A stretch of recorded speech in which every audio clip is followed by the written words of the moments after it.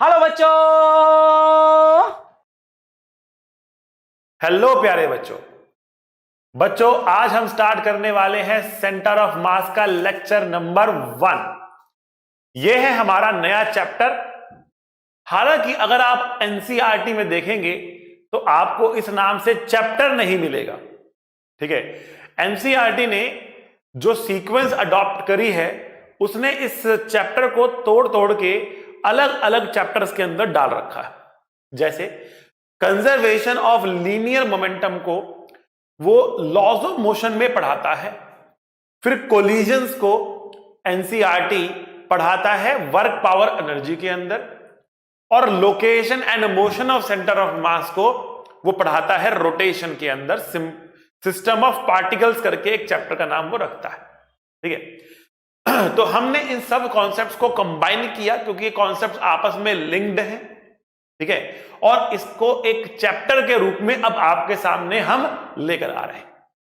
ठीक है, तो इस चैप्टर के अंदर हमें बहुत इंपॉर्टेंट बातें करनी है और इस चैप्टर के अंदर हम स्टार्ट करेंगे कि सेंटर ऑफ मास क्या होता है और इसकी लोकेशन कहां होती है। अब जो इसका नाम है थोड़ा सा मिसलीडिंग है। ठीक है, मतलब ये कह रहा है सेंटर ऑफ मास, तो सुन के ऐसा लगता है ये मास का सेंटर है। ठीक है ना, लेकिन जरूरी नहीं है कि सेंटर ऑफ मास सेंटर पर ही हो। जरूरी नहीं है कि सेंटर ऑफ मास सेंटर पर ही हो, और यह भी जरूरी नहीं है कि जहां पर सेंटर ऑफ मास है उस पर्टिकुलर लोकेशन पर मास हो। ठीक है ना, तो दोनों बातें जरूरी नहीं है। तो सेंटर ऑफ मास आखिरकार क्या होता है और कहां होता है?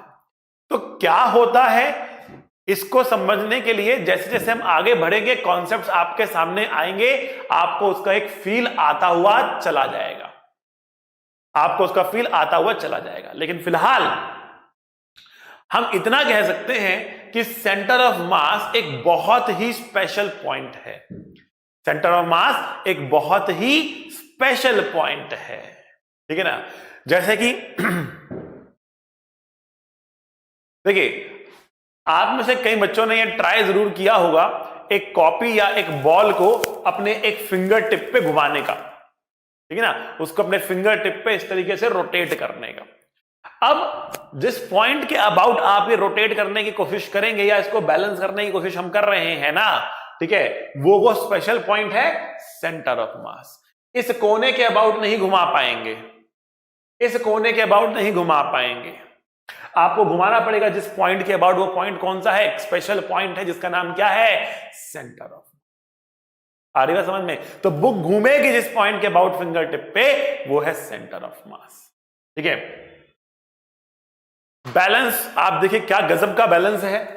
छोटा पत्थर बड़ा पत्थर, छोटा पत्थर बड़ा पत्थर, फिर भी ये बैलेंस्ड है। ठीक है ना, इसकी खासियत भी ये है कि इस पूरे सिस्टम का सेंटर ऑफ मास पे ये बैलेंस है। मतलब अगर हम कहें ऊपर वाला जो ये सिस्टम है, इस पूरे का सेंटर ऑफ मास यहां पर रहेगा।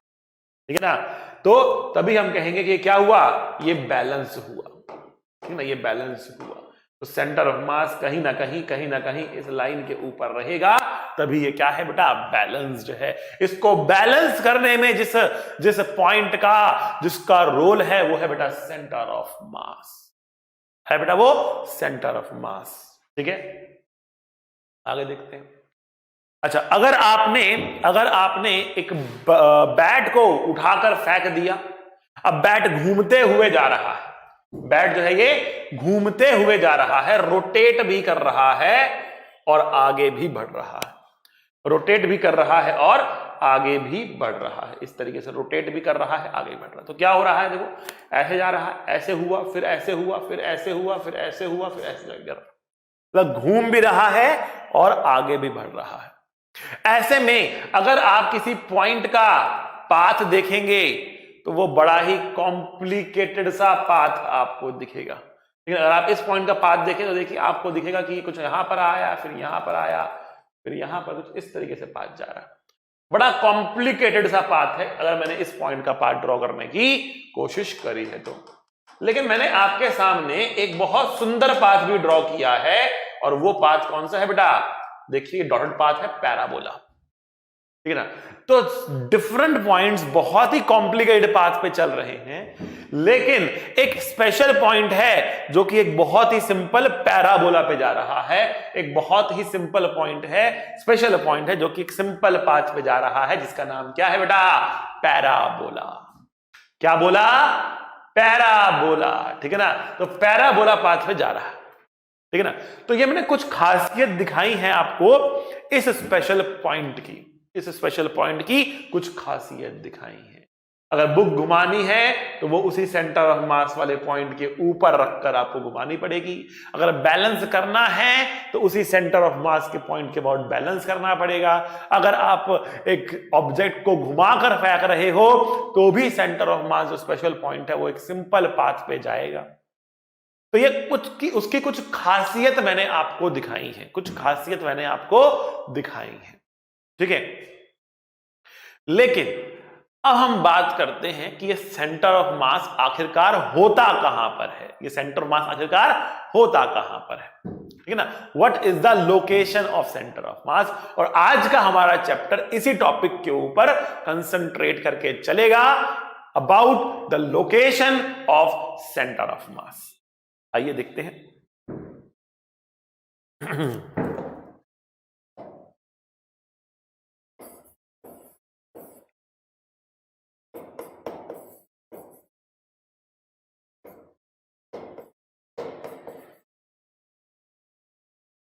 लोकेशन ऑफ सेंटर ऑफ मास। तो बेटा इसमें हम दो टाइप से लोकेशंस देखते हैं। पहला हम कहते हैं अगर हमारे पास डिस्क्रीट पॉइंट ऑब्जेक्ट्स हैं। अब डिस्क्रीट का मतलब अलग अलग अलग अलग पॉइंट ऑब्जेक्ट्स आपने रखे हुए हैं, ठीक है। तो सेंटर मास कहां हुआ, ठीक है। तो हमने कहा कि मान लिया हमारे पास एक वाई एक्सिस है और एक एक्स एक्सिस है, और हमारे पास इस तरीके से बहुत सारे पार्टिकल्स हैं, अलग अलग पॉइंट पे रखे हुए हैं स्पेस पे, बहुत सारे पार्टिकल्स हैं। तो लेट अस से इसका मास है m1 और ये रखा है कहां पे? x1, y1। अब z1 भी ले सकते हैं, z एक्सिस की बात भी इन्वॉल्व करते हैं तो कोई फर्क नहीं पड़ता उससे। ये मास m2 मान लेते हैं और इसका लोकेशन है x2, y2। ऐसे करते करते हमारे पास बहुत सारे पार्टिकल्स हैं। तो मान लिया हमारे पास n पार्टिकल्स हैं, तो इसका मास क्या हुआ? mn। लोकेशन हुआ हमारे पास xn, yn। Then what is the x and y coordinate of center of mass? तो हम कहते हैं the x coordinate of center of mass xcm is given by, ठीक है, it is equals to m1 x1 plus m2 x2 plus dot dot dot plus mn xn divided by m1 plus m2 plus dot dot dot plus mn. So xcm is equals to m1 x1 m2 x2 dot dot dot mn xn divided by m1 plus m2 dot dot mn.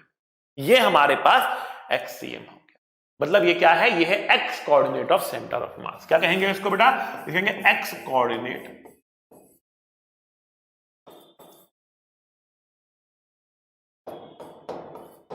Of centre, ठीक है। तो ये जो point है यहां से हमें वो स्पेशल पॉइंट निकलकर आएगा। इसी पॉइंट पर वो स्पेशल पॉइंट क्यों है, इसी लोकेशन पर वो स्पेशल पॉइंट क्यों है बेटा, ठीक है। अब हम ये समझने की करेंगे कोशिश बट कुछ जादू हो गया है वापस से। चलिए वापस आते हैं। यहां पर कुछ कुछ चीजें हैं जो अपने आप कभी कभी घटित हो जाती हैं, कभी कभी हमारे सेटअप में थोड़े से भूत आ जाते हैं, ठीक है ना, और कुछ भन्नाट कर देते हैं, ठीक है। खैर आइए वापस। अब हम कह रहे हैं यहां पर कि हमारे पास जो x कोऑर्डिनेट है सेंटर ऑफ मास का वो हमने इस तरीके से कर लिया है लोकेट, ठीक है।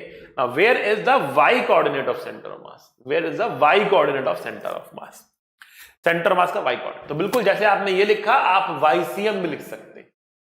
YCM will be m1 y1 plus m2y2 plus mny divide by m1 plus m2 plus mn। That is how we can write YCM। ठीक है, अच्छा जी, अब इसको लिखने का हम एक और तरीका आपको बताते हैं। आइए, सम्मीशन, देखिए हो क्या रहा है, हम यहां पर m और x जो मास है उसको उसके x कोऑर्डिनेट से मल्टीप्लाई कर रहे हैं और उसको जोड़ रहे हैं। तो जोड़ने के लिए हम जिस मैथमेटिकल टूल का इस्तेमाल कर सकते हैं उसका नाम है बेटा सम्मीशन। ऐसे लिखते हैं इसको।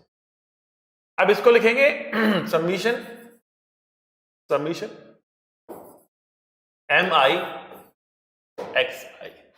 सम्मीशन mi xi। ठीक है ना, यहां पर i की जो वैल्यू आपको रखनी है 1 से लेकर n तक रखनी है। जब आप 1 रखोगे तो m1 x1, फिर प्लस करोगे, फिर 2 रखोगे m2 x2, फिर प्लस करोगे, फिर 3 रखोगे m3 x3, इस तरह से रखते चले जाओगे कहां तक, n तक। जब n रखोगे तो mn xn divide by summation mi, i running from 1 to n। अब आप डिवाइड में देखो एक बार फिर से, डिवाइड में क्या था, m1 plus m2 plus dot dot dot mn, नीचे का मासेस का सम था, सारे मास का सम था। तो सारे मास का सम कैसे लिखेंगे, इस तरीके से लिखेंगे समीशन mi। सिमिलरली अगर आपको YCM लिखना हो तो कैसे लिखेंगे बेटा, summation mi yi divide by summation mi, I running from 1 to n, I running from 1 to n। That is how we can write YCM। अगर z कोऑर्डिनेट भी कंसीडर करेंगे तो y की जगह z आ जाएगा, बस इतना फर्क पड़ेगा। ठीक है, आई बात समझ में आपको। तो ये हमने लोकेट करा। ठीक है, हमने कहा कि इस लोकेशन पर सेंटर ऑफ मास मिलेगा। अब इसी लोकेशन पर सेंटर ऑफ मास क्यों मिलेगा, तो या तो उसकी प्रॉपर्टीज थी, उन प्रॉपर्टीज को बेस रखकर जब हम चीजें डिफाइन करेंगे तो हम यहां तक पहुंच सकते हैं, और नहीं तो इसको बेस रखोगे तो इसको बेस रखकर, ठीक है, जो उसकी प्रॉपर्टीज थी वहां तक हम पहुंच जाएंगे। ठीक है ना, मैंने प्रॉपर्टीज आपको दिखा दी, लेकिन उल्टी कैलकुलेशन करना थोड़ा सा टफ होता है। ठीक है ना, इसलिए मैं आपको इस चीज को बेस रखकर कि ये अगर हम उसकी लोकेशन मानते हैं तो मैं आपको प्रूव करूंगा उन सब प्रॉपर्टीज को जो प्रॉपर्टीज मैंने आपको बताई थी स्टार्टिंग के अंदर। ठीक है, और जैसे जैसे हम आगे बढ़ेंगे वैसे वैसे वो प्रॉपर्टीज आपके सामने मैं खोल कर रख दूंगा कि देखो इसकी वजह से ये हो रहा है, इसकी वजह से ये हो रहा है, इसकी वजह से ये हो रहा है। लेकिन आज की क्लास हम डेडिकेट करेंगे केवल और केवल सेंटर ऑफ मास के इस फॉर्मूले से सेंटर ऑफ मास को लोकेट करने में। ठीक है, आई बात समझ में, ये फॉर्मूले आपको समझ में आ चुके हैं। तो हम बढ़ते हैं आगे, एक क्वेश्चन लेते हैं और बात करते हैं centre of mass of a 2 particle system.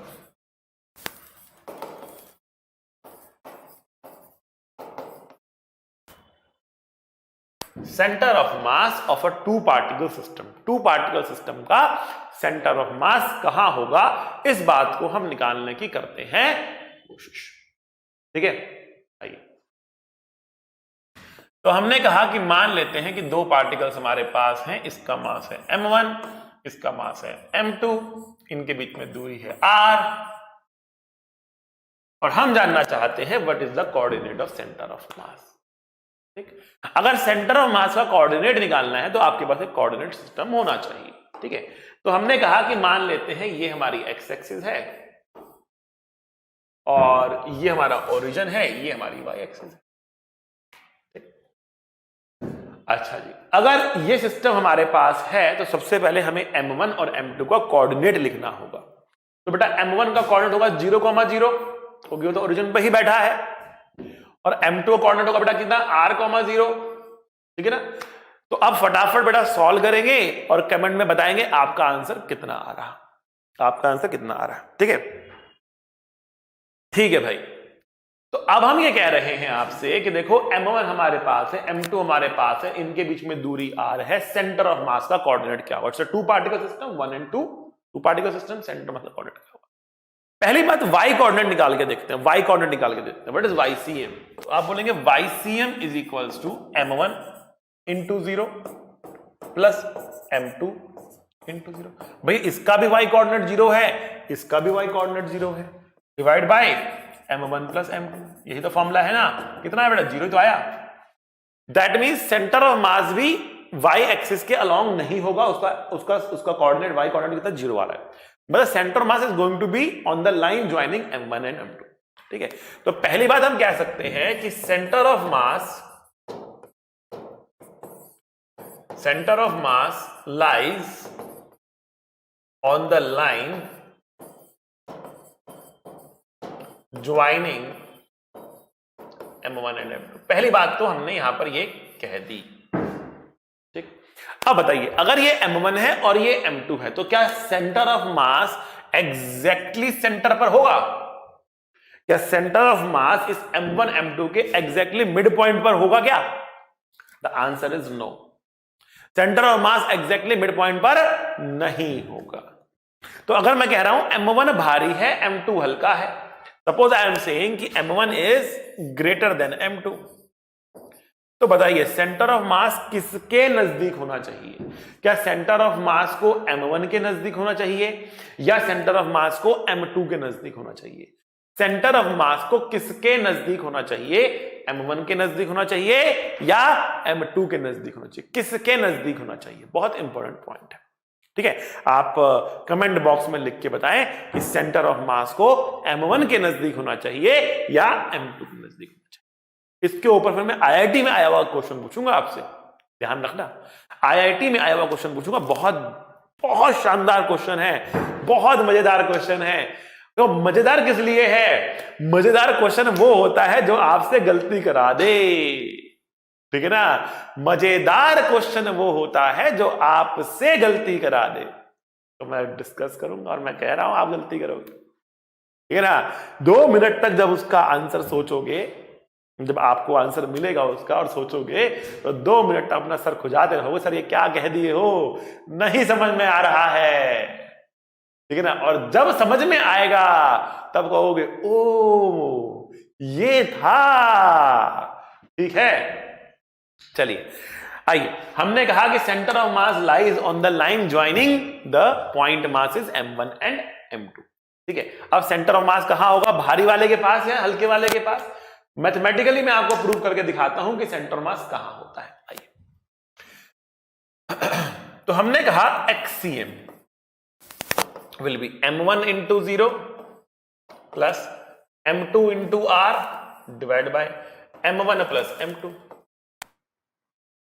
ठीक, ये हमें सेंटर मास का x कोऑर्डिनेट मिल गया, ये हमें सेंटर मास का x कोऑर्डिनेट मिल गया। ठीक है, चलिए इसको यहां पे ड्रॉ करके दोबारा लिख के दिखाता हूं आपको। हमने कहा कि देखो ये हमारे पास m1 है, ये हमारे पास m2 है, और जो सेंटर ऑफ मास हमने लिया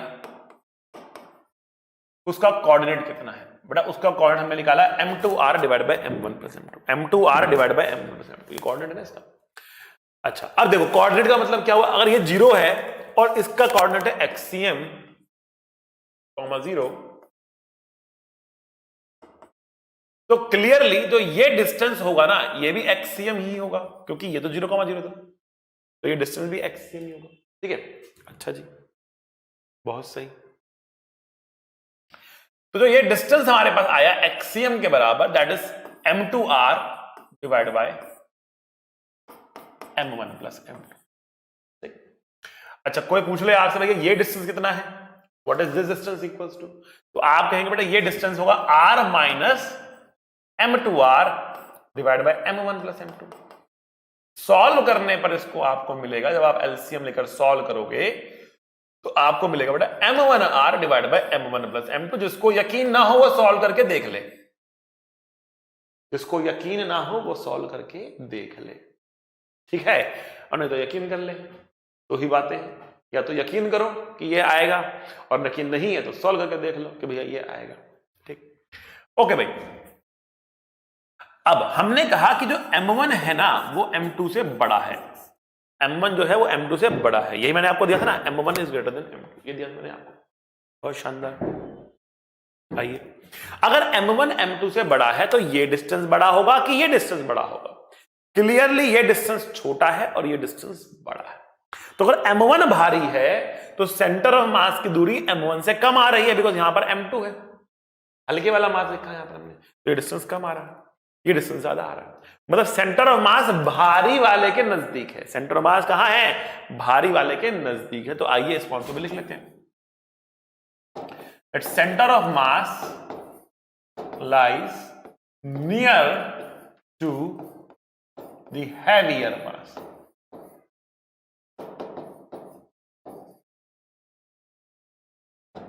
Center of mass lies near to the heavier mass. Centre of मास जो है वो हैवियर मास के नजदीक लाई करेगा, ठीक है ना। सेंटर ऑफ मास कभी भी भारी वाले हल्के वाले के पास नहीं होगा, भारी वाले के पास होगा। अगर दोनों का मास बराबर होगा तो बीचों बीच हो जाएगा, तो बीचों बीच हो जाएगा। If you have identical masses तो बीचों बीच हो जाएगा, सिमेट्री से भी बोल सकते हो आप। लेकिन अगर एक भारी है एक हल्का है, centre mass will be near to the heavier mass, ठीक है। बहुत बढ़िया, आगे बढ़ते हैं। अब आपको इन फॉर्मूलास को करना है याद। कैसे याद करोगे? आप कहोगे देखो m1 से दूरी क्या है, m1 से कितना दूर है, तो आप कहोगे m2 लिखा आपने। m2 का मतलब क्या हुआ? डिस्टेंस फ्रॉम m1 के लिए आपने ऊपर क्या लिखा? m2, दूसरे वाला मास। तो आप बोलोगे it is opposite mass, opposite mass, ठीक, multiply bye m1 plus m2। मतलब m1 और m2 के डिस्टेंस कितना है टोटल? r तो है ना, तो आपने r लिखा। तो डिस्टेंस बिटवीन द पार्टिकल्स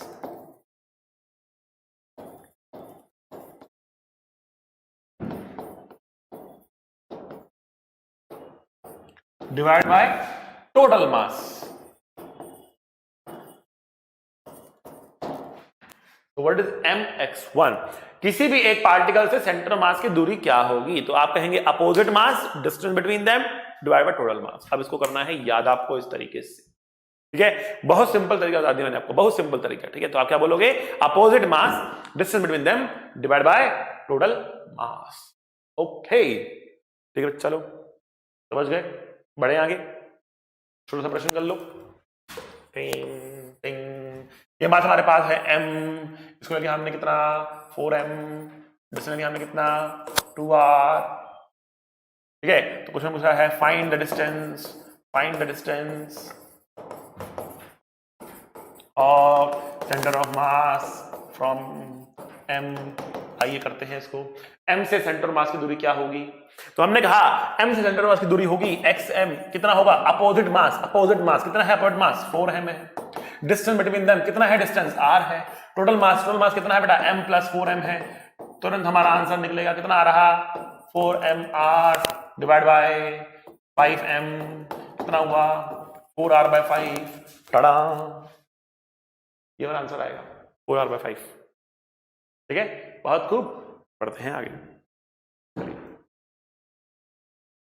दो प्रॉपर्टीज अब तक हम सेंटर मास के लोकेशन के बारे में लिख चुके हैं। पहली प्रॉपर्टी हमने क्या लिखी कि सेंटर मास दोनों पॉइंट्स के ज्वाइन करने वाली लाइन पर होगा।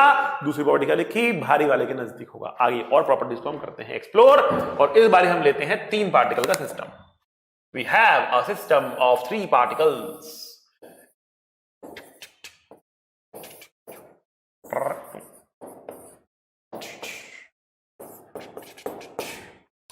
सपोज यहां पे मास रखा है m, यहां पे मास रखा है m, यहां पे मास रखा है 2m, ठीक है। रेडियस है r, डिस्टेंस है r, r and r, equilateral triangle हो गया ये, ठीक। Find the coordinate of centre of mass. Centre of मास का निकालना है कोऑर्डिनेट, सेंटर ऑफ मास का निकालना है कोऑर्डिनेट, ठीक है। आइए देखिए, अब 3 पार्टिकल्स आपके पास है, तो सबसे पहले तीनों का लगना है कोऑर्डिनेट्स। इसका है 0,0, इसका है कितना? r,0, इसका कितना होगा? ओके, तो हमने कहा देखो ये एंगल कितना है? 60 डिग्री है ना। बहुत खूब, बहुत खूब। ये कितना है हमारा? r/2 है। बहुत खूब। एकदम बीचों बीच, ठीक है। ये कितना होगा, ये कितना होगा, तो हमने बोला कि 60 डिग्री है, इसको x मान लेते हैं, इसको x मान लेते हैं। बट इस ट्रायंगल के अंदर ये हाइपोटेन्यूज, ये परपेंडिकुलर अपॉन हाइपोटेन्यूज कितना होता है, ये होता है sin थीटा, sin 60 डिग्री, ठीक है। तो x की वैल्यू आ गई r, sin 60 का √3/2, r √3/2। इसका जो कोऑर्डिनेट आ रहा वो आ रहा r/2 x कोऑर्डिनेट, और जो y कोऑर्डिनेट आ रहा वो कितना आ रहा है, r √3/2। समझे कि नहीं समझे? समझ गए? समझ को समझो, समझना भी एक समझ है। समझ के जो ना समझे, मेरी समझ में वो ना समझ है, ठीक है। आइए r/2 r√3/2, r/2 ये हमें कोऑर्डिनेट मिल चुका है। आइए xcm कितना होगा, xcm, तो इसका मास कितना m, इसका x कोऑर्डिनेट कितना 0, प्लस इसका मास कितना m, इसका कोऑर्डिनेट कितना r, प्लस इसका मास कितना 2m, इसका कोऑर्डिनेट कितना r/2 डिवाइड बाय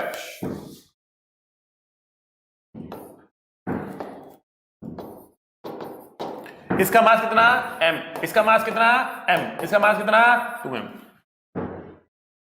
बहुत शानदार, ठीक है। आइए mr 2mr, m 2m 4m, कितना आया r/2 आया, ठीक है।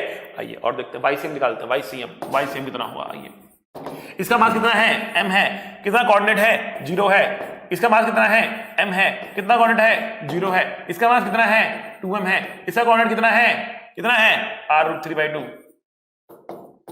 Divide by m plus 2m, कितना बच्चों, कितना आएगा बताओ r√3 divide by 4, r√3 divide by 4, मतलब सेंटर मास जो है वो यहां कहीं पर है, इसका कोऑर्डिनेट है r/2,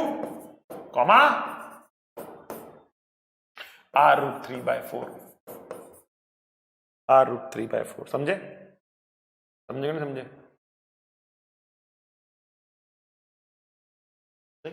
r√3/4।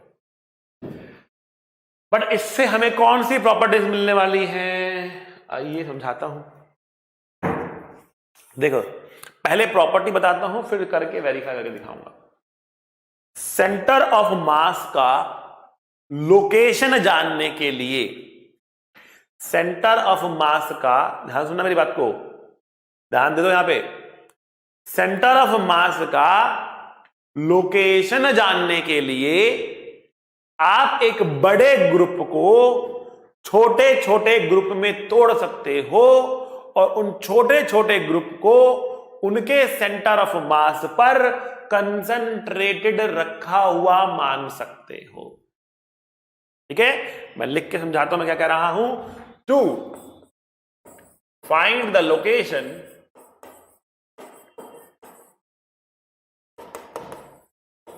of center of mass of a system, it can be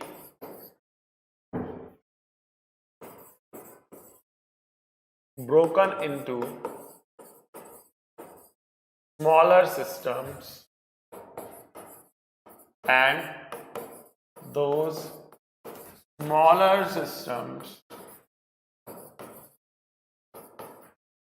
can be assumed to be placed at, assumed to be concentrated बोलते हैं, बेटर रहेगा, concentrated, to be concentrated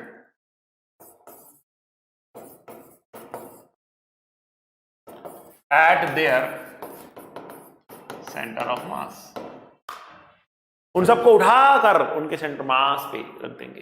बहुत सिंपल सी बात है, करके दिखाएंगे तो और मजा आएगा, आइए देखो, हमने कहा कि इसका मास m, हमने कहा कि इसका मास m, हमने कहा कि इसका मास 2m, ये है r, ठीक है। अच्छा इन दोनों को देखो, ये तो 2 पार्टिकल सिस्टम है। 2 पार्टिकल का सेंटर मास हमें पता होता है, कहां होता है बताइए? Opposite mass distance between them divide by total mass. ठीक, लेकिन तो मासेस बराबर हैं, जब बराबर मासेस होते हैं तो सेंटर मास कहां होता है? बीचों बीच, बीच बीच। ठीक है, तो अगर मैंने ये 3 पार्टिकल सिस्टम था, बड़ा सिस्टम था, इसको छोटा सिस्टम में तोड़ा, मतलब एक इसका ये छोटा सिस्टम है 2 पार्टिकल सिस्टम, इसको इसके सेंटर ऑफ मास पे करेंगे रिप्लेस, इसको इसके सेंटर ऑफ मास पे करेंगे रिप्लेस। तो रिप्लेस करने के बाद तो ये मास है 2m, ये m और m मिला के हो गया 2m, रिप्लेस कर दिया यहां पर 2m। इनके बीच का दूरी कितना था? इनके बीच का दूरी था √3/2 इंटू r। इसका हाइट कितना था? √3/2 इंटू r। भूल जाते हो यार, r √3/2 या √3/2 इंटू r। ये हाइट था ना हाइट तो वही रहेगा। हाइट कितना? √3/2 इंटू r। ठीक है, ओके। अब देखो ये भी 2m, ये भी 2m, ये भी 2m, ये भी 2m। बहुत शानदार, बहुत शानदार। अगर दोनों हमारे पास कितने 2m है तो क्या कहेंगे कि सेंटर मास कहां होना चाहिए? कहां होना चाहिए सेंटर मास? एकदम बीचों बीच, बराबर मासेस हैं, तो हाइट कितनी होगी हाइट? √3/4 r। ये हाइट होगी नहीं होगी? हाइट होगी नहीं होगी ना? √3/4 r हाइट हो गई। तो ये डिस्टेंस कितना? ये है r/2 √3/। देखो बिना फॉर्मूला लगाए आंसर निकाला हमने। r/2 r√3/4 r/2 r√3/4। क्यों भाई, है ना मजेदार? तो हमने क्या कहा? बड़े सिस्टम का सेंटर ऑफ मास लोकेट करने के लिए उसको कुछ छोटे सिस्टम में तोड़ सकते हैं और उन छोटे सिस्टम को उनके सेंटर ऑफ मास पे रखा हुआ मान सकते। बहुत खूब, आ रहा मजा। और प्रॉपर्टी देखते हैं, प्रॉपर्टी समझ में आई आपको? और प्रॉपर्टी देखते हैं। देखो बहुत सारे लोग आपको कहेंगे सेंटर ऑफ मास जो है वो पॉइंट होता है जहां पर पूरे ऑब्जेक्ट के मास को कंसंट्रेटेड मान सकते हैं, चाहे कुछ हो जाए। नहीं, कुछ कंडीशंस में मान सकते हैं, हर वक्त नहीं मान सकते। कुछ बुक लिख भी देती हैं, कुछ लोग कह भी देते हैं, बट वो अधूरा सच है। हम पूरे ऑब्जेक्ट को उसके सेंटर ऑफ मास पे रखा हुआ नहीं मान सकते हर कंडीशन के लिए। जैसे अगर आपको निकालना है, आगे चल के आप पढ़ेंगे, movement of inertia, you can not assume the object to be concentrated at its centre of मास।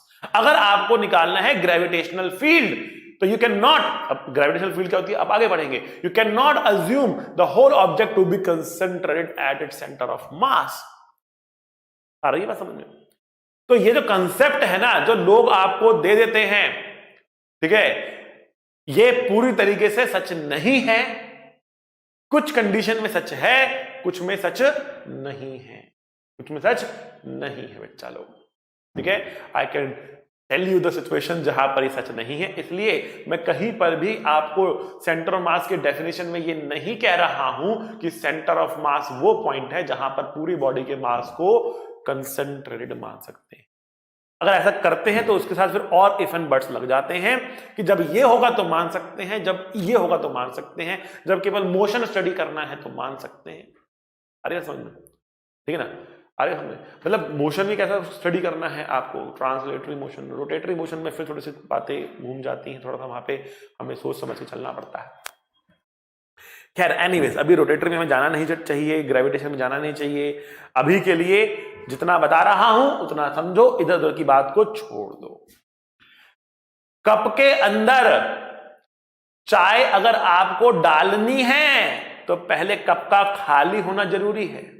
अब कप जो है ऊपर तक भरा हुआ है, उसमें और चाय डालोगे तो चाय बाहर गिरेगी, कप में नहीं जाएगी। तो इसे कहते हैं बेटा एम्प्टी और कप। अपने दिमाग के कप पर खाली करना पड़ेगा। इधर उधर से जो आपने सीखा है पहले उसको थोड़ा सा देर तक के लिए साइड करना पड़ेगा। तो साइड कर दो, ठीक है ना? Let me pour the tea in it, ठीक है ना? Let me pour the tea in it, ठीक है? ओके, आइए देखिए इसी एग्जांपल से और समझाता हूं आपको क्या कहना चाहता हूं मैं। देखो हमने कहा कि देखो ये मास m है, ये मास m है, ये मास 2m है और सेंटर ऑफ मास यहां पर लाई कर रहा है कि नहीं? अरे हाँ ना बोल, ओके, अब बताओ कि जो ये एक्सिस है, क्या ये एक्सिस ऑफ सिमेट्री है? Axis of symmetry. अरे हाँ ना बोल। हाँ भाई, क्या ये एक्सिस ऑफ सिमेट्री है कि नहीं है? बताओ मुझे।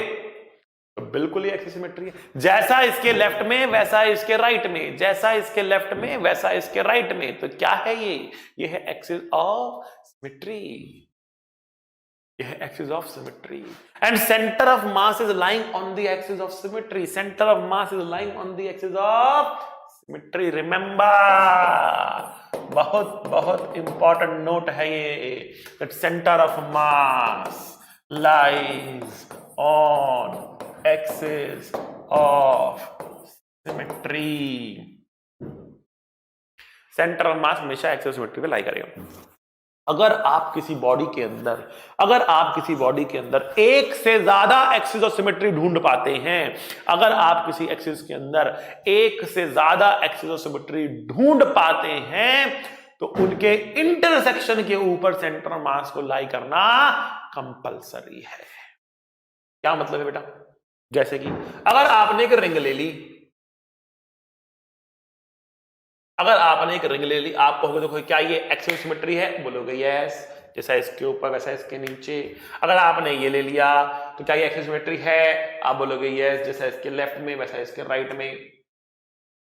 ठीक है ना? इसका मतलब क्या हुआ कि भैया ये है इन दोनों का इंटरसेक्शन, तो यही हमारा क्या है? यही हमारा centre of mass. If you are able to locate more than one axis of symmetry in an object, center of mass will lie on that axis of symmetry. Killer visualization. खैर आइए आगे बात करते हैं। हमारे पास ये एक रेक्टेंगुलर शीट है, तो क्या ये एक्सिस ऑफ सिमेट्री है? यस। क्या ये एक्सिस ऑफ सिमेट्री है? यस। मतलब क्या ये सेंटर ऑफ मास होगा? यस। आप गायब हो जाती हैं चीज। ठीक है, यही हमारा सेंटर ऑफ मास होगा। समझ गए बेटा? क्लियर? बहुत शानदार। आइए अब कुछ केसेस करते हैं। बात करते हैं centre of mass of composite bodies. ठीक है, centre of mass of composite bodies क्या मतलब है? अगर मेरे पास कुछ इस तरीके से सिस्टम है, एक हमने टी बना दिया है। ठीक, हमने कहा कि देखो ये जो डिस्टेंस है ये है 10 सेंटीमीटर का, ये जो हाइट है ये है बेटा 2 सेंटीमीटर की। तो ये डिस्टेंस है ना बेटा, ये है आपके पास 4 सेंटीमीटर का। तो ये डिस्टेंस है ना, ये आपके पास है कितना? 4 सेंटीमीटर का। तो ये हाइट है ना आपके पास, ये कितनी है? ये 10 सेंटीमीटर की हाइट है। और जो ये डिस्टेंस कितना है बेटा आपके पास? ये है 2 सेंटीमीटर का। ठीक है, समझ गए? ओके, जो ऊपर वाला है इसका मास भी m है, जो नीचे वाला है इसका मास भी m है, या फिर आप इसको कह सकते हो ये क्या है? सेम डेंसिटी का बना हुआ है। ठीक है, हमने 80 बना दिया। ठीक है, अब क्वेश्चन कह रहा है कि ये हमारे पास ओरिजिन है, ये x एक्सिस है और ये y एक्सिस है, ये x एक्सिस है और ये y एक्सिस है, ये हमारे पास ओरिजिन है 0,0, ये हमारे पास ओरिजिन। अगर ये हमारे पास ओरिजिन है, ये x एक्सिस है, ये y एक्सिस है, हम जानना चाहते हैं सेंटर मास का लोकेशन क्या है। Find the location, find the coordinate.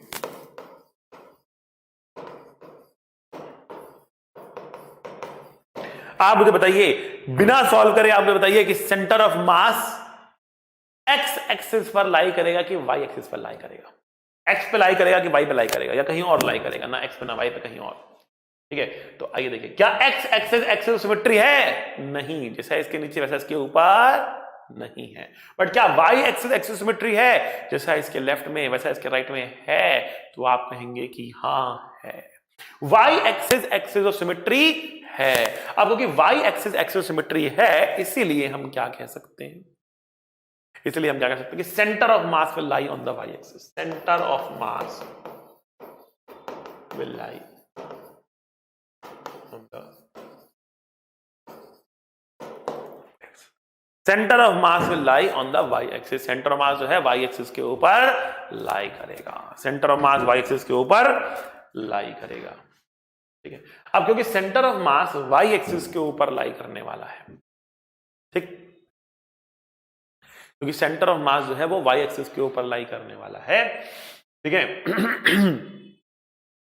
तो हम यहां पर क्या कर सकते हैं, हम पता है एक्स कोऑर्डिनेट तो 0 आ गया, अब वाई कोऑर्डिनेट निकालना है। तो वाई कोऑर्डिनेट के लिए हम क्या करेंगे, हमारे पास दो रॉड्स है, एक रॉड तो ये वाली है, एक रॉड ये वाली, एक रॉड ये वाली है, एक रॉड ये वाली है। इसको इसके सेंटर मास पे, नीचे वाले को उसके सेंटर मास पे रखेंगे। तो ऊपर वाले का जो सेंटर मास है भैया वो तो यहीं पर ही हो गया ना, ये एक्स एक्सिस है, इसका सेंटर मास तो यही हो गया, इसको यहां रख दिया हमने। नीचे वाले का सेंटर मास इस वाले सेंटर मास से कितना नीचे है, ओरिजिन से कितना नीचे है। अब यहां पे बच्चा करता है गलती, बच्चे को लगता है कि देखो ये क्या है, ये है 10, ये है 1, ये कितना है, ये 1 है ना, ये 10 है, ये 1 है। बच्चा कहता है 5.5 पर होगा, इसका सेंटर मास 5.5 पर होगा। नहीं नहीं, 5.5 पर नहीं होगा। क्यों? आपको केवल इतनी बॉडी का सेंटर मास निकालना, ये तो आपने ऑलरेडी कंसिडर कर ही लिया। अब इतने पोर्शन का सेंटर मास कहां है, तो इतने का सेंटर मास है यहां पे, कहां से, यहां से लेकर यहां तक 5 सेंटीमीटर पर, और एक ये हो गया। तो कुल मिलाकर इसका मास रख दिया हमने कहां पर, 6 सेंटीमीटर नीचे। 1m यहां पर, 1m 6 सेंटीमीटर नीचे। तो इनका कंबाइंड सेंटर मास कहां होगा, इनका कंबाइंड सेंटर मास होगा 3 सेंटीमीटर नीचे। कंबाइंड सेंटर मास होगा 3 सेंटीमीटर, मतलब YCM क्या होगा, YCM होने वाला है -3 सेंटीमीटर, या प्लस, नीचे ही मैंने y ले रखा है तो +3 सेंटीमीटर, y मैंने नीचे ले रखा है ना, इसलिए +3 सेंटीमीटर पर हमने बोल दिया। समझ गया बात, कोई परेशानी नहीं? तो ये हमारे पास +3 सेंटीमीटर नीचे आ गया, ठीक है ना, और एक्सियम 0 आ गया, एक्सियम 0 आ गया। समझ गए? ओके, बहुत खूब। आइए अगला क्वेश्चन देखते हैं। इस क्वेश्चन को बेटा आप करेंगे, कमेंट में इसका आंसर मुझे बताएंगे। ठीक है, हमने कहा कि ये एक्स एक्सिस है, ये वाई एक्सिस है, इसका मास m है, लेंथ l है, इसका मास भी m है, लेंथ l है। आपको बताना है कि जो ये ओरिजिन है ना 0,0, ठीक है, आपको बताना है find the coordinate of centre of mass. Find the coordinate of centre of mass. कहां से निकालना है ये coordinate, you have to find the coordinate from the X coordinate, Y coordinate निकालना है फ्रॉम क्या, from origin, from origin, origin से निकलता है तो ठीक है। Find the coordinate centre mass from origin, origin से आपको सेंटर मास का कोऑर्डिनेट निकालना होगा। ठीक है बेटा, आगे बढ़ते हैं। अब बात करते हैं बेटा centre of mass of truncated objects, truncated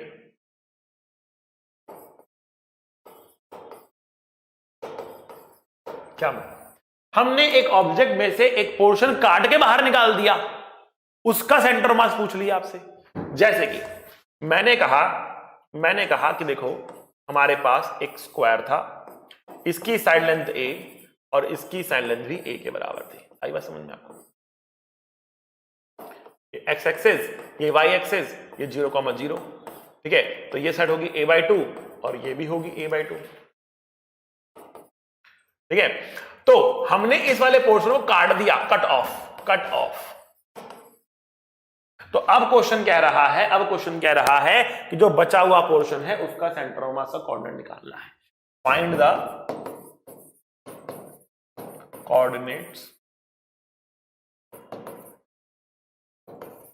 of centre of mass of the portion left. बचे हुए पोर्शन का सेंटर ऑफ मास का कोऑर्डिनेट निकालना है, बचे हुए पोर्शन का, जो काट दिया उसके साथ जो बचा उसका कोऑर्डिनेट निकालना है। ठीक है, हमने कहा भैया बहुत बढ़िया, कैसे निकालेंगे देखते हैं, आइए चलिए देखते हैं। ठीक है, तो हमने कहा कि जो ये पोर्शन है, अब देखो इसको क्या ना, अगेन बहुत सारी बुक्स और बहुत सारे फैकल्टीज सॉल्व करते हैं काफी अलग अलग तरीकों के साथ। ठीक है, अब इसमें एक कॉन्सेप्ट लगाते हैं कुछ लोग जिसे हम कहते हैं नेगेटिव मास का कॉन्सेप्ट। वो कहते हैं पूरा मान लो और पूरे में ये नेगेटिव मास लगा के जोड़ दो तो ये हट जाएगा। ठीक है, बट क्योंकि मास नेगेटिव होता नहीं है तो हमारे पास एक और तरीका है जिससे मैं बताना प्रेफर करता हूं। ठीक है, भाई घटाने से हमेशा सिंपल होता है जोड़ना, घटाने से हमेशा सिंपल होता है जोड़ना। तो मैं जोड़ के समझा दूंगा आपको कि इसका आंसर कैसे आएगा। ठीक है, आइए देखते हैं कैसे। मैंने कहा जो पोर्शन काटा गया है ना उसका सेंटर मास पहले ढूंढते हैं कहां पर है। जो पोर्शन काटा गया है उसका सेंटर मास कहां पर है, बड़ा उसका सेंटर मास का कोऑर्डिनेट होगा a/4, a/4, a/4, a/4। क्यों भाई, ये a/2 था, ये पूरा a था, ये a/2 था, फिर ये कितना होगा a/4, तो a/4 हमको मिल गया। ये हमारे पास कोऑर्डिनेट किसका है, सेंटर मास का कोऑर्डिनेट है a/4, a/4 के बराबर। ठीक, अच्छा जी। अगर हम कहें कि पूरे का मास कितना है, m है, तो बेटा इसका मास होगा कितना, m/4 होगा। क्यों भाई, होगा कि नहीं होगा? अगर पूरे का मास m है तो इसका मास कितना होगा, m/4 होगा। बहुत सही। अच्छा, अगर इसका m/4 है तो बचे हुए कितना होगा, 3m/4 होगा, 3m/4 होगा। क्यों भाई, 3m/4 होगा, m/4 इसका, 3m/4 इसका, जोड़ेंगे तो m आता है, जोड़ेंगे तो m आता है। अब जो बचा हुआ है इसका सेंटर मास यहां कहीं पर होगा ना, that is the axis symmetry, तो इसका सेंटर मास यहां कहीं पर आ जाएगा।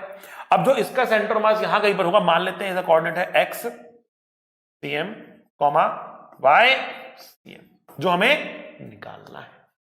ठीक है, ये किसका कोऑर्डिनेट लिखा मैंने, x cm y cm, बचे हुए का। अगर बचे हुए को कटे हुए से जोड़ दें तो पूरा स्क्वायर बन जाएगा, और पूरे स्क्वायर का सेंटर मास कहां, 0,0 पे। तो मैं पूरे का सेंटर मास लिखना चाहता हूं, बट उसके पहले मैं आपको दिखाता हूं हमने यहां पर क्या किया। हमने कहा कि एक हमारे पास m/4 का मास है जो रखा है a/4, a/4 पे।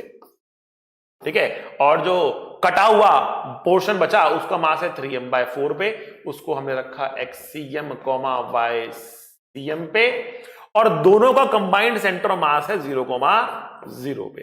And from symmetry I can also say that xcm and ycm तो बराबर ही होंगे, क्योंकि ये x = y एक्सिस के ऊपर लाई करने वाला है, इसका भी बराबर है x और y, इसका भी बराबर है x और y, तो उसका भी बराबर होगा x और y, सिंपल सी बात है।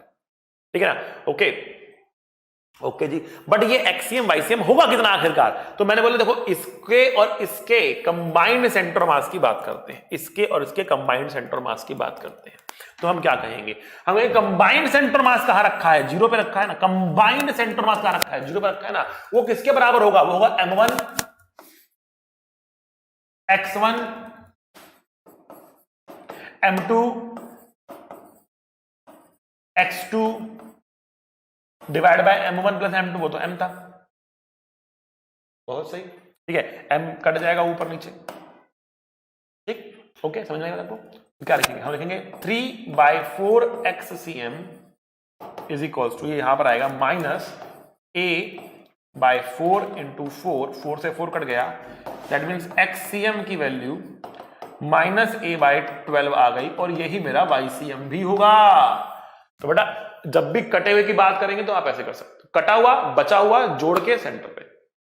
एक और क्वेश्चन करके देखते हैं, आइए, थोड़ा और फील आना चाहिए ना बेटा, आइए एक और क्वेश्चन करते हैं। हमने कहा हमारे पास एक डिस्क है, और डिस्क में से एक डिस्क हमने काट ली, तो बड़े वाले डिस्क का रेडियस r, छोटे वाले डिस्क का डायमीटर r, इसको हमने क्या कर दिया बेटा, काट दिया, कट ऑफ। ठीक है, तो ये बचा है, ये मच्छर ना बहुत तंग कर रहे हैं हमें, बहुत तंग करते हैं मच्छर, ये बार बार मच्छर आ जाते हैं। ठीक है, खून हो जाएगा मेरे हाथ से। आइए, तो हमने कहा कि ये पोर्शन काट दिया, तो जो पोर्शन बच गया ना उसका सेंटर मास हम लोकेट करना चाह रहे हैं। ठीक है, हमने कहा कि देखो ये x है और ये हमारे पास y है। अच्छा, अब आप बताओ मुझे सेंटर मास किस एक्सिस पे लाई करेगा, x पे लाई करेगा कि y पे लाई करेगा, सेंटर मास कहां लाई करेगा, x पे करेगा कि y पे करेगा। ठीक है, तो आप कहेंगे देखो क्या y एक्सिस सिमेट्री है, जैसा इसके लेफ्ट में वैसा इसके राइट में है, नहीं।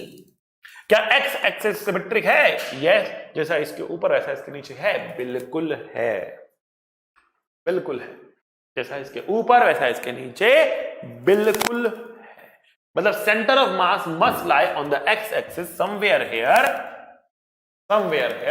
एंड इसका जो कोऑर्डिनेट होगा वो क्या कोऑर्डिनेट होगा बेटा, वो कोऑर्डिनेट होगा इसका कुछ xcm, 0। अब बात करते हैं मासेस की। पूरे का एरिया कितना है, πr², कटे हुए का एरिया कितना है, πr²/4, क्योंकि इसका रेडियस r/2 है। तो पूरे का मास अगर m है तो कटे हुए का मास m/4, बचे हुए का मास m/3, m/4। बचे हुए का मास 3m/4। आ रही बात समझ में? मैंने एरिया से कंपेयर किया क्योंकि मास अभी एरिया में फैला हुआ है, ठीक है। मैंने एरिया से कंपेयर किया, मैंने देखो इसका एरिया कितना है, 1/4 है क्योंकि रेडियस आधा है, रेडियस आधा तो 1/4 हो गया एरिया, 1/4 एरिया तो मास भी 1/4 होगा, पूरे का मास m, तो इसका m/4 बचे हुए का 3m/4, ठीक है। आई बात समझ में? अच्छा, इस कटे हुए का सेंटर ऑफ मास कहां है? कटे जो पोर्शन काटा गया है उसका सेंटर ऑफ मास कहां है बेटा? वो है r/2, 0 पे, और कंबाइंड का यहां पर 0, 0 पे, ठीक है। तो अब क्या बोल रहे हैं हम? क्या बोल रहे हैं हम? कह रहे हैं कि पूरा सिस्टम का 0, 0 पर m/4 जो रखा है ये रखा है r/2, 0 पर, और 3m/4 जो रखा है, 3m/4 जो रखा है वो रखा है बेटा xcm, 0 पर, और हम xcm निकालना चाह रहे हैं और दोनों को जोड़ के यहां पर आ रहा है। तो मैं पूरे सिस्टम का लिखूं तो पूरे सिस्टम का तो ये है ना, पूरे सिस्टम का तो ये है, तो जब पूरे सिस्टम का जब मैं लिखता हूं यहां पर तो क्या बनेगा ये? तो बेटा ये बनेगा हमारे पास 0 बराबर m/4 into r/2 plus 3m/4 into xcm divide by total mass that is m, m cut गया, 4 कट गया, x की वैल्यू आ रही कितनी? -r/12। नेगेटिव आ रही मतलब पीछे की तरफ है, अब आप निकाल सकते हैं, बोल सकते हैं, कह सकते हैं, कोई दिक्कत वाली बात नहीं है, ठीक है ना। xcm इक्वल्स टू -r/12 है, -r/12 है।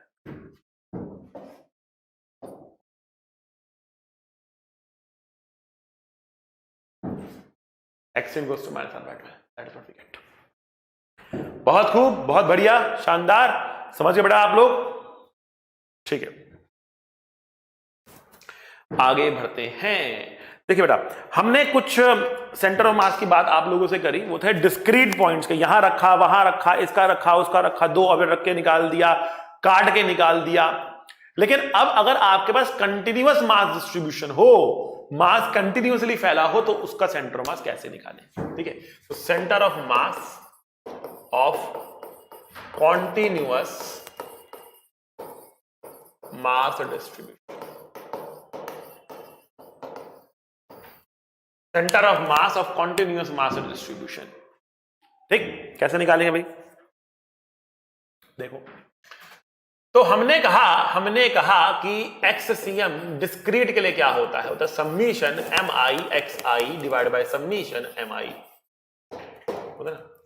जब काफी कंटिन्यूअसली फैला हुआ है मास, मतलब एक ऑब्जेक्ट है, पूरा ऑब्जेक्ट है, कंटिन्यूअस मास डिस्ट्रीब्यूशन का मतलब क्या हुआ? पूरा एक ऑब्जेक्ट है, अलग अलग पॉइंट नहीं है, पूरा एक ऑब्जेक्ट है। अब जैसे ये एक ऑब्जेक्ट है, इसमें एक पॉइंट यहां एक अलग रखा नहीं हुआ है, पूरा एक ऑब्जेक्ट बना हुआ है, कंटिन्यूअस डिस्ट्रीब्यूशन है इसमें मास का, ठीक है ना। ओके, तो अब हम जानना चाह रहे हैं इसका सेंटर ऑफ मास कहां रहेगा। तो हमने क्या करना पड़ेगा? इसके ऊपर एक एलिमेंट लेना पड़ेगा डीएम मास का, इसका कुछ कोऑर्डिनेट रहेगा x, y, जेड ले सकते हैं, ठीक है। अब एक्सियम निकालने के लिए हम समीशन ना करते हुए हम यूज करेंगे इंटीग्रेशन का। तो हम कह रहे हैं इंटीग्रेशन, और मास कितना आएगा यहां पर? डीएम आएगा, ठीक है, और उसका एक्सपोनेंट कितना है बेटा? x है, डिवाइड बाय इंटीग्रेशन डीएम। तो integration x DM divide by integration DM, ये हमारा आंसर आएगा। इस तरीके से भी करना पड़ेगा, integrate to get the answer, ठीक है। अब इस फॉर्मूले को आप याद कर लें, आप कहेंगे क्या? आप कहेंगे XCM is equal to integration x dm divide by integration dm। What is YCM equals to? the YCM is equals to integration y dm divided by integration dm। आ रही है समझ में आपको? That is how we can write।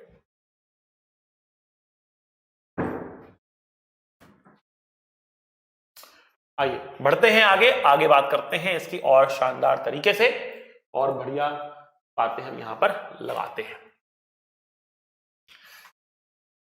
Okay, अब हम यहां पे कह रहे हैं कि सपोज हमारे पास एक रॉड है,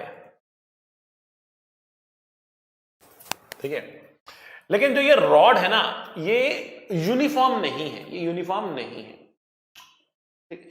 या पहले आपको मैं यूनिफॉर्म के निकाल के दिखा देता हूं। मैंने कहा कि मान लिया ये है 0,0 पर, और ये है x एक्सिस, इसकी लेंथ l है, ठीक है ना, मास कुछ इसका m है। हम जानना चाह रहे हैं इसका सेंटर ऑफ मास कहां होगा। तो जो मैंने आपको बताया है, आपको पता है इसके सेंटर पर ही होगा, क्योंकि ये एक्सिस सिमेट्री बन जाएगी, इसके सेंटर पर ही होगा, पता ही है आपको। यही वो पॉइंट है जिसके बाद रखेंगे तो ये बैलेंस कर जाएगा, यस और नो? है ना भाई। यही वो पॉइंट है जिसके बाद आप फिंगर टिप पे इसको बैलेंस कर सकते हो, घुमा सकते हो। आ गई समझ में आपको? ठीक है भाई, बट फिर भी निकालना है, एक बार करके देखते हैं हमने फॉर्मूला लिखा वो सही लिखा है गलत लिखा है क्या आया, निकाल के देख लेते हैं उसको। ठीक है, तो हमने कहा भैया इसका सेंटर मास कहां पर होगा, इसका सेंटर मास कहां पर होगा, कैसे निकालें? तो हमने कहा भैया यहां से x डिस्टेंस दूर जाएंगे और एक एलिमेंट लेंगे जिसका मास कुछ dm होगा, dx विड्थ का ये एलिमेंट होगा। अब हमें dm निकालना है, हमें dm निकालना, कैसे निकालेंगे? हम बोलेंगे L लेंथ का मास है m, यूनिट लेंथ का मास है m बाई l और dx लेंथ का मास होगा m by l into dx। इसको हम कह रहे हैं dm, इसको हम कह रहे हैं dm। तो what is dm? dm is equals to m by l into dx, that is equals to d। ये हमारा dm आ गया। तो dm क्या आ गया? m by l into dx हमारा dm आ गया। समझ गए? बहुत खूब। ये अगर हमारा dm है, ये अगर हमारा dm है, ठीक है ना, तो हम क्या कहेंगे? देखो हमने कहा xcm is equals to integration x dm divide by integration dm। ठीक, x कितना? x तो x ही है, dm कितना? m by l into dx हो गया, m by l into dx हो गया, इसका इंटीग्रेशन करना है। और dm का इंटीग्रेशन करके क्या मिलेगा? m ही तो मिलेगा भाई। dm का इंटीग्रेशन करके क्या मिलेगा? m ही तो मिलेगा। m तो दे रखा है आपको, m कट गया। 0 से लेकर l तक करना है इंटीग्रेट, x को हमें 0 से लेकर l तक करना है इंटीग्रेट। तो क्या आएगा हमारे पास बेटा? ये आएगा 1 बाई l तो बाहर आ गया, ठीक है ना। x dx का इंटीग्रेशन x स्क्वायर बाय 2 आ गया, 0 से लेकर l तक आ गया, l स्क्वायर बाय 2 आ गया, l by 2 is the answer, l by 2 is the answer, l by 2 is the answer है, ठीक है, l by 2 is the answer। ठीक है भाई, अगर यहीं पर आपको नॉन यूनिफॉर्म ऑब्जेक्ट मिलता है, नॉन यूनिफॉर्म मतलब इसमें आपको मिलता है linear mass density lambda, that is equals to lambda not into x. Length इसकी l है, टोटल मास आपको दे रखा, ये रखा, ठीक है, और ये 0 है और ये x एक्सिस है। अब लीनियर मास डेंसिटी का मतलब क्या होता है? लीनियर मास डेंसिटी का मतलब क्या होता है? लीनियर मास डेंसिटी, तो लीनियर मास डेंसिटी का मतलब होता है मास पर यूनिट लेंथ, मास पर यूनिट लेंथ होता है इसका मतलब, ठीक है, मास पर यूनिट लेंथ, मास अपॉन में लेंथ। अच्छा, अब ये वेरी कर रही है क्योंकि x के साथ क्या कर रही है? वेरी कर रही है, तो इसको हम लिखेंगे बेटा dm by dx, dm by dx। मतलब इसका क्या हुआ? अगर हमने x डिस्टेंस पे एक dx विड्थ का एलिमेंट लिया और इसका मास dm है, तो मास dm length dx, dm by dx is lambda and it is variable, मतलब अलग अलग x पे इसकी वैल्यू क्या है? अलग अलग है। तो उसको हमने क्या लिखा? लैम्डा नॉट इनटू x लिखा। तो what is dm? dm will be lambda naught x into dx। ये हमारे पास dm आ गया। Once we get dm, we have x coordinate as well. So now we can write xcm is equals to integration x dm divided by integration.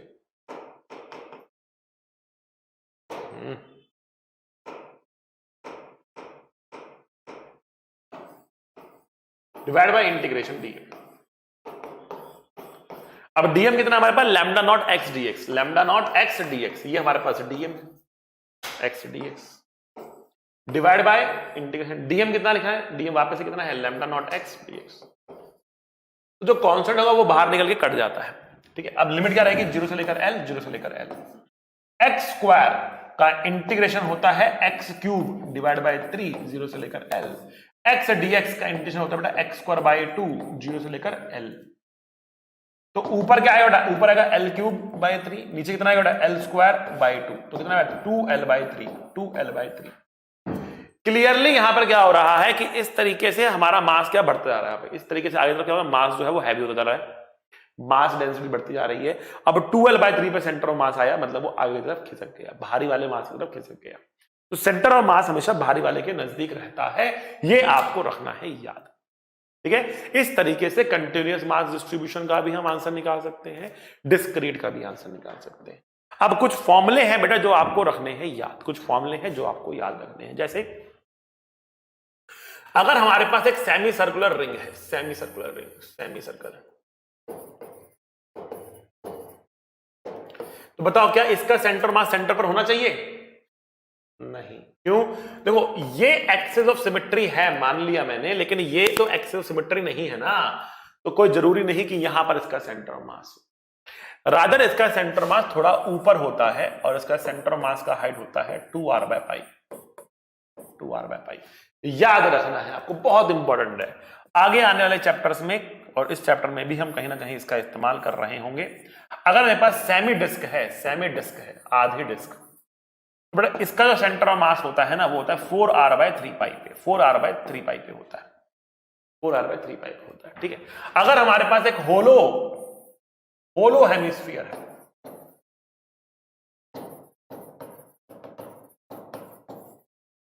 Hollow hemisphere है, तो जो इसका centre of मास होता है वो इसके सेंटर से r/2 डिस्टेंस ऊपर होता है, r/2 डिस्टेंस ऊपर होता है। अगर हमारे पास एक सॉलिड हेमिस्फीयर है,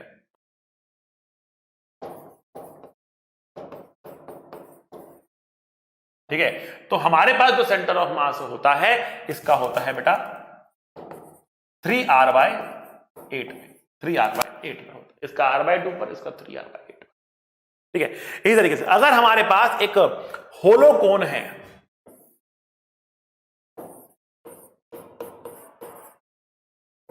होलो कोन कैसा होता है बेटा?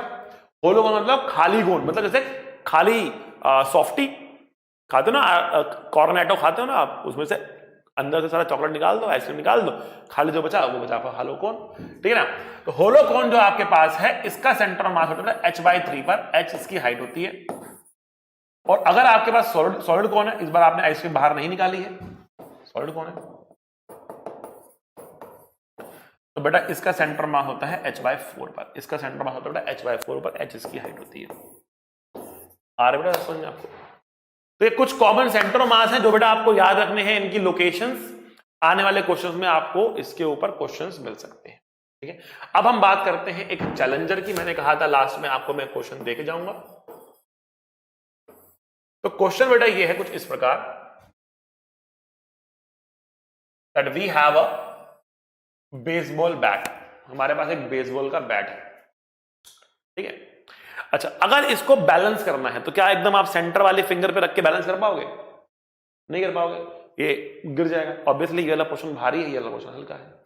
तो हमने कहा कि इसको बैलेंस करने के लिए जिस पॉइंट पर आप फिंगर रख के इसको बैलेंस कर लोगे ना, जिस पॉइंट पर आप फिंगर रख के इसको बैलेंस कर लोगे, ठीक है, ओके, वो पॉइंट सेंटर ऑफ मास वाला पॉइंट होता है। सेंटर मास का मान लो यहां कहीं पर सेंटर मास है इसका, ये इसका सेंटर मास है। तो हमने क्या किया, हमने इस बेसबॉल बैट को इस पॉइंट से कट कर दिया, cut cut cut cut cut cut cut cut cut cut कर दिया, cut this from the centre of मास। अब सेंटर ऑफ मास से इसको कट करने पर इसके जो दो हिस्से हो गए, हमने कहा यह हिस्सा है मास m1 का, यह हिस्सा है मास m2 का। ये m1 हो गया, वो m2 हो गया, ये m1 हो गया, वो m2 हो गया। अगर ये दो मासेस हमारे पास आ गए, इस पॉइंट पर हम बैलेंस कर रहे हैं, ये m2 है, ये m1 है। मेरा क्वेश्चन आपसे ये है, आपको बताना है कि क्या m1 बराबर m2 है, क्या m1 ग्रेटर देन m2 है, क्या m1 लेस देन m2 है, और कैन नॉट से, कौन से। अब कैन नॉट से का मतलब ये नहीं होता सर हम तो नहीं कह सकते, हमारे लिए तो कैन नॉट से सही है। अरे मतलब कैन नॉट से का मतलब है बता नहीं सकते, कैन नॉट बी सेड, ये एक्चुअल मतलब है, ठीक है, बट कई बार आ जाता है। ठीक है, तो ये आपके पास क्वेश्चन है, कमेंट बॉक्स में आपको इसका आंसर लिखना है, अगली क्लास में इसका आंसर मैं आपको बताऊंगा। ठीक है बच्चों, ओके, तो आज के लिए बेटा इतना ही काफी है, पढ़ते रहिए, ऑल द वेरी बेस्ट, अगली क्लास में मिलेंगे, सी यू, टाटा, बाय बाय। पढ़ाई करते रहें, ऑल द वेरी बेस्ट।